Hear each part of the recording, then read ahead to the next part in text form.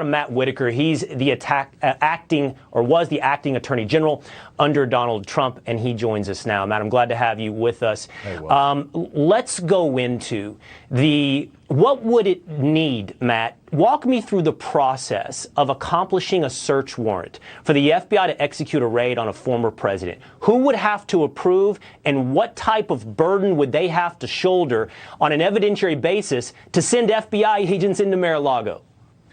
Well, it's a burden, but it's not insurmountable. And one of the first things they need to do is have an alleged crime. And then second, they need to swear a fact pattern that supports the probable cause to issue that subpoena. Ultimately, it's going to go in front of a magistrate judge who's going to sign off on it after it is sweared out by an officer of the law. But, you know, let's take two steps back. To open a criminal investigation at all, you have to have predication. And so you jump through all those hurdles at the Department of Justice, and you end up then executing a search warrant. But, you know, these types of issues like executing a search warrant, arresting someone, and all those types of law enforcement activities obviously cast a pale or cast a shadow on that individual that is now subject to those law enforcement actions. And in this case, I just think this is an outrageous expansion of the FBI's, really, I don't know how else you say it, attack on Donald Trump for the last 6 years. So, Matt, I want to take you up on your invitation to back it up a couple of steps. So in order to launch the investigation, who would have to give the green light? Who would have to ask for the search warrant before it gets to that magistrate judge? I'm going to ask you, and I'll ask you ahead of time, and you can help answer this.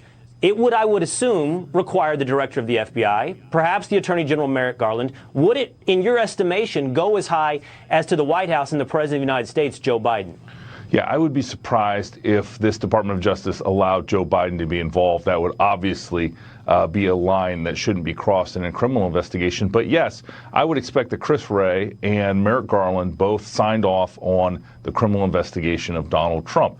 And that obviously is a big step. And, you know, both of them, fearing for their future, are probably have some measure of conflict in this situation. But a typical investigation, an agent can go to a supervisor, tell him what he has and make sure that there are reasonable investigative steps that can be taken based on an initial predication of that case, obviously in concert with a prosecutor like a U.S. Attorney's Office. But this type of case where you're going after a former president of the United States and possibly future president of the United States would involve the Attorney General and the FBI director and senior officials at the highest levels. So I'm going to ask you to speculate here, Matt. You can decline if you would like, but I'm going to ask you to speculate. We have listened to Chris Wray over the last several weeks or so, and in the last week at the very least, testify before Congress about the resources of the FBI, where he could not dedicate resources. We heard him asked about the Hunter Biden investigation, the Gretchen Whitmer investigation, against violence against pro-life advocates or pro-abortion advocates at pro-life centers. He talked about essentially, Matt, the limited resources of the FBI and therefore prosecutorial discretion in where they choose to put their resources. So I'm curious, the FBI has chosen to devote resources to Donald Trump. Why, in your estimation? What is this about? Is this about supposed classified documents? Is this about January 6th? Why is this at the top of their list of priorities? Well, Will, that's a great question. And obviously what you prioritize, you put resources towards.